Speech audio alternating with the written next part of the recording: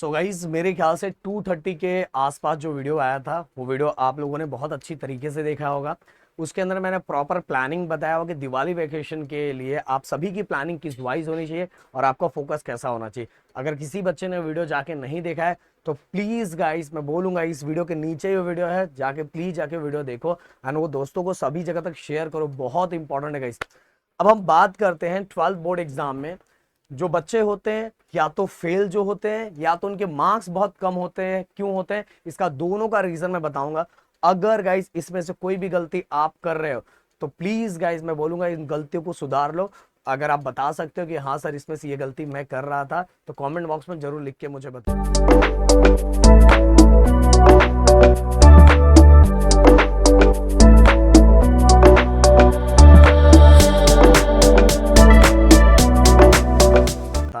एक चीज और जरूर गाइस मैं आप लोगों से पूछना चाहूंगा कि आप लोग अभी 12th के लिए, क्योंकि अब एंडिंग आ चुका है, अब एंडिंग स्टार्ट हो चुका है, तो टोटल कितने घंटे की स्टडी कर रहे हो और कितने घंटे फोकस कर रहे हो गाइस पढ़ाई को लेके और किस सब्जेक्ट पे ज्यादा फोकस कर रहे हो। तो टाइम जरूर लिखना जिससे मुझे पता चलेगा कि आप अपने आप को सही ट्रैक पे ला पा रहे हो कि नहीं ला पा रहे हो, कुछ मुझे और करना चाहिए आप लोगों के लिए।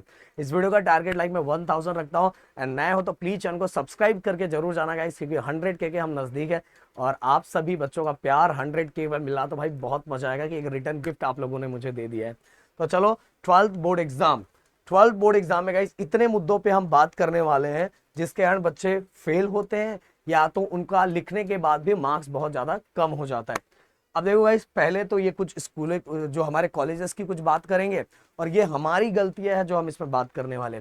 अब डेरिवेशन, जैसे मैं बता रहा हूँ कि मैं रैंकर बैच में जब भी सेशन लेता था या तो यूट्यूब पे सेशन लेता था तो एक चीज मैंने बच्चों में जरूर पाया हुआ है कि उन्हें किस तरह से पेपर में किस तरह से लिखना है वो चीजें बहुत सारे बच्चों को नहीं पता, बहुत सारे बच्चों को नहीं पता है।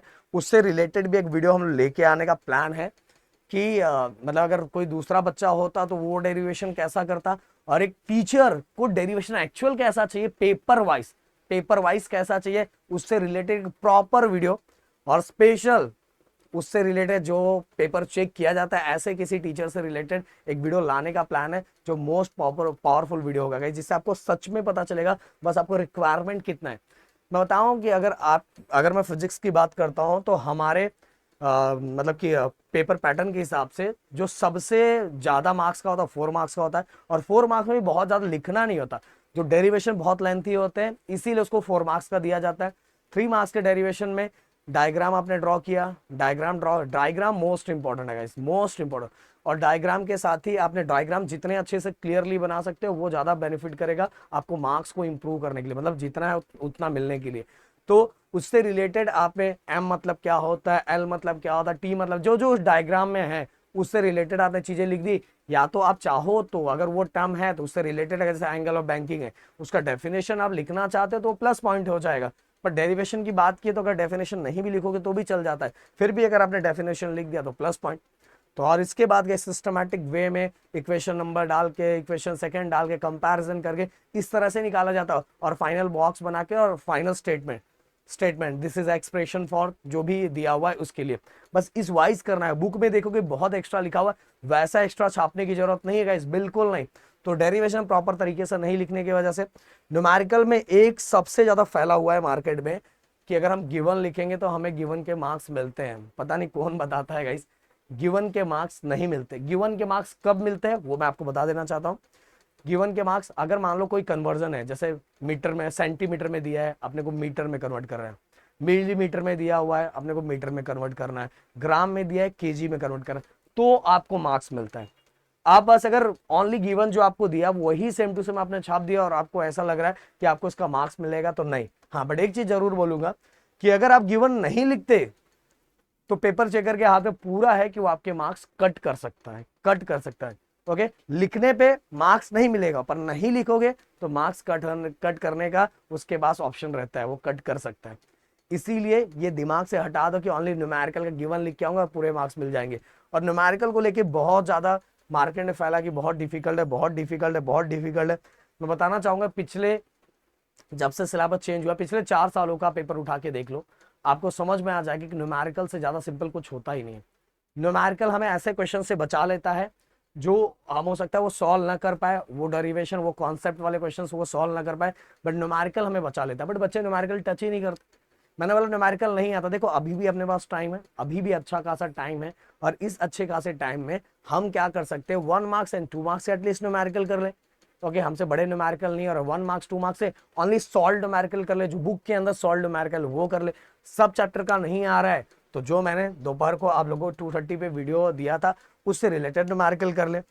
ओके, और गाइस एक चीज और जरूर बोलना बोलना चाहूंगा कि हमने क्रैश कोर्स का बैच लॉन्च कर दिया है गाइस। उसके अंदर हमारे रैंकर, सबसे बड़ी बात ये बच्चों के लिए तो झटका था और शॉकिंग था सबसे ज्यादा, कि रैंकर बैच का जो डिटेल वीडियोस, जो हमारे लाइव सेशन अभी भी जो चैप्टर बाकी है, जैसे मेरा एक चैप्टर बस रैंकर बैच का बाकी है, वे ऑप्टिक्स, और राहुल सर के 2-3 चैप्टर बचे हैं, वो भी खत्म हो जाएगा। तो 15-20 तक हम पूरी तरह से खत्म कर देंगे रैंकर बैच, जो डिटेल वाला हमारा था वो भी उसके अंदर पूरा फ्री रिकॉर्डेड फॉर्म में आपको मिल रहा है, ओनली 299। और उसका रीजन कल के लाइव सेशन में मैंने बताया था।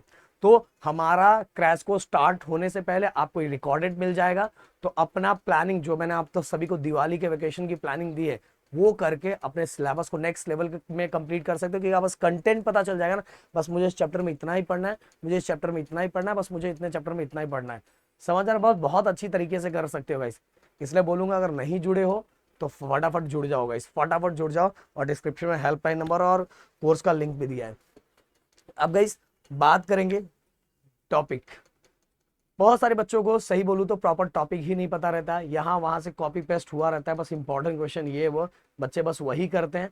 देखो इंपॉर्टेंट क्वेश्चन को प्रॉपर तरीके से एनालाइज करना भी बहुत जरूरी है। 10th नहीं है, 12th स्टैंडर्ड है, ये 12th स्टैंडर्ड है। पिछले साल भी मैंने बच्चों को समझाया था कि गलती मत करो, ये गलती मत करो।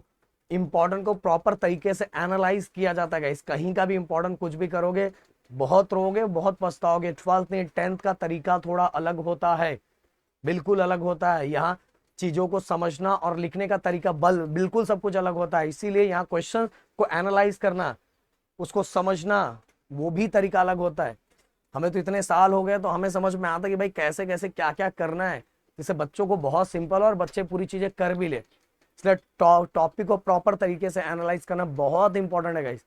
कुछ भी इधर उधर से करोगे लास्ट में रोगे, एग्जाम दे के आओगे। ये वीडियो आके देखना, इसके नीचे यही बोला रहूंगा मैं, और बहुत सारे बच्चे कमेंट करेंगे कि सर पेपर खराब गया।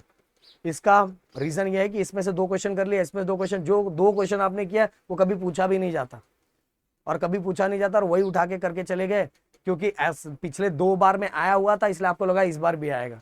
ऐसे इंपॉर्टेंट सिलेक्ट नहीं किया जाता, इसलिए टॉपिक को प्रॉपर एनालाइज करना बहुत जरूरी है गाइस। अब रिएक्शन की मैं बात करूं, केमिस्ट्री के अंदर रिएक्शन को लेके बहुत सारे बच्चे बहुत टेंशन में आते हैं कि सर रिएक्शन रिएक्शन। अरे मैं बोल रहा हूं, अगर आपका दिल बोल रहा है कि रिएक्शन आपसे नहीं हो रहा तो रिएक्शन छोड़ो, चलो पहले बाकी चीजें तो कर लो। वो बाकी चीजें करोगे कॉन्फिडेंस बूस्ट हो, कॉन्फिडेंस बूस्ट होने का रिएक्शन भी आप कर लोगे। समझ में आ रहा है? तो रिएक्शन रिएक्शन बोल के ओनली एक्सक्यूज मत बनाओ, चलो रिएक्शन न्यूमेरिकल दोनों आपसे नहीं हो रहा, चलो दोनों छोड़ो, तो बाकी चीजें तो कर लो। कम से कम पहली दहलीज तक तो पहुंचो, पहले पास हो जाओ, और पास से भी अच्छा स्कोर करोगे। समझ में आ रहा है? तो जो नहीं आपके दिमाग में बैठ ही गया है कि नहीं हो पाएगा नहीं हो पाएगा, तो अगर उस चक्कर में उसको टाइम दे के आप बस वो बहाना बना के कि नहीं हो पाएगा नहीं हो पाएगा, और उस चक्कर में आप बहुत टाइम खराब कर रहे हैं और बाकी चीजें भी नहीं कर रहे, तो बाकी चीजें करोगे तो आपका कॉन्फिडेंस बूस्ट होगा, और कॉन्फिडेंस बूस्ट होते ही आपका देखो ये चीजें बहुत अच्छे से कर लोगे।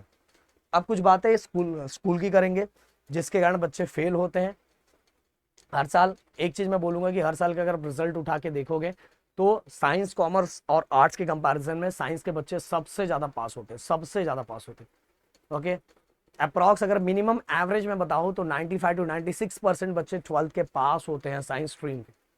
और इसके पीछे का सबसे बड़ा रीजन कंबाइंड रूल है गाइस।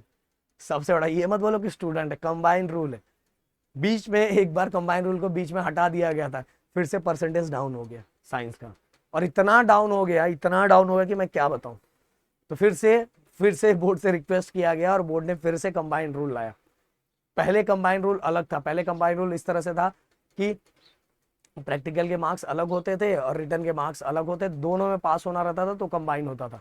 अब ऐसा नहीं है, और इसी का बेनिफिट उठा के फिजिक्स और केमिस्ट्री वाले सब्जेक्ट में तो बच्चा ऑलरेडी ऐसे ही निकल जाता है। समझ में आ रहा है? तो गाइस इसलिए बोल रहा हूँ कि यहाँ पासिंग रेट साइंस में बहुत ज्यादा है। जब बच्चे एडमिशन 11th में लेते हैं तो उनको ऐसा लगता है कि मैं साइंस में फेल हो जाऊंगा, इसीलिए यही सोच के मैं कॉमर्स में एडमिशन ले रहा हूँ, तो उनकी थिंकिंग गलत है गाइस। उल्टा साइंस में पास होना ज़्यादा आसान है, कॉमर्स का परसेंट और डाउन रहता है और आर्ट्स का और डाउन रहता है। जाके देखना अगले दूसरे चैनल प्रदीप गिरी अपडेट चैनल मैंने वीडियो बनाया, और या कुछ दिनों में मैं पिछले 3 सालों का परसेंट का वीडियो आपको आपके सामने रखूंगा, तो आपका कॉन्फिडेंस और बूस्ट हो जाएगा गाइस।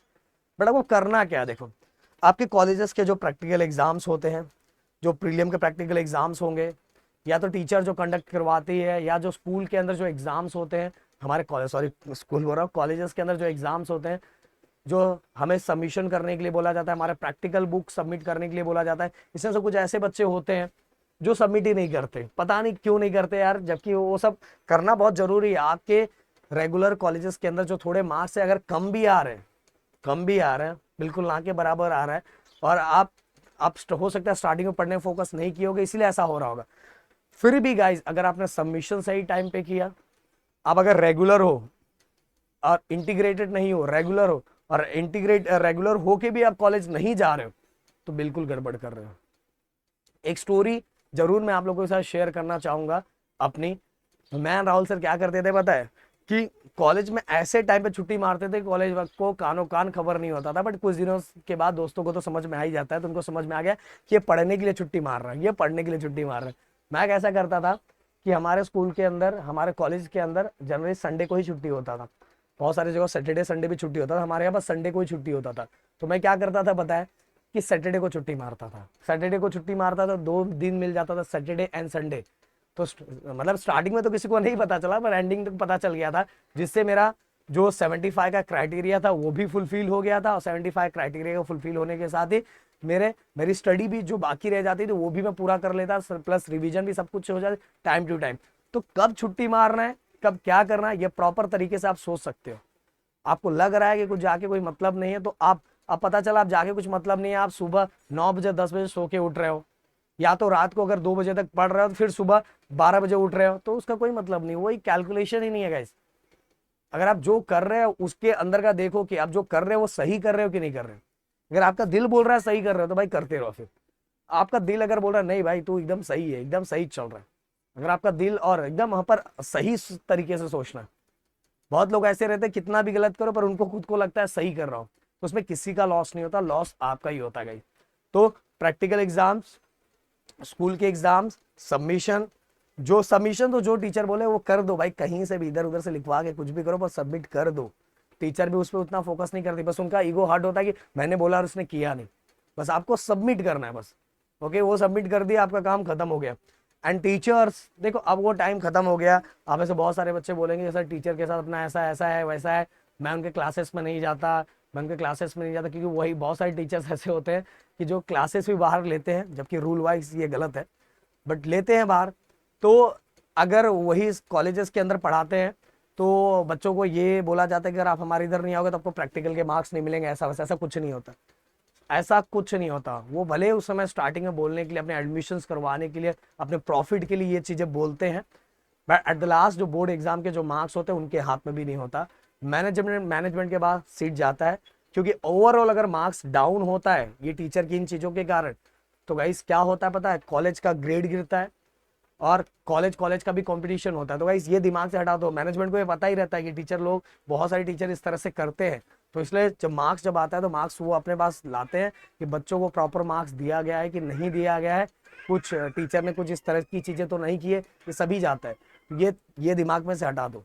मैंने बोला प्रैक्टिकल आपने सबमिट सही किया है, स्कूल के एग्जाम अगर रेगुलर तो स्कूल के एग्जाम सभी देने गए हो, सबमिशन सब सही पे किए हो, तो भाई आपको प्रैक्टिकल के मार्क्स मिलेंगे तो मिलेंगे। और प्रैक्टिकल के मार्क्स मिल गए तो भाई पप्पू ऑलरेडी पास हो गया, साइंस में पप्पू पास हो गया। पासिंग रेट मैंने बता दिया ना, पासिंग रेट बहुत ज्यादा होता है, समझ में आए।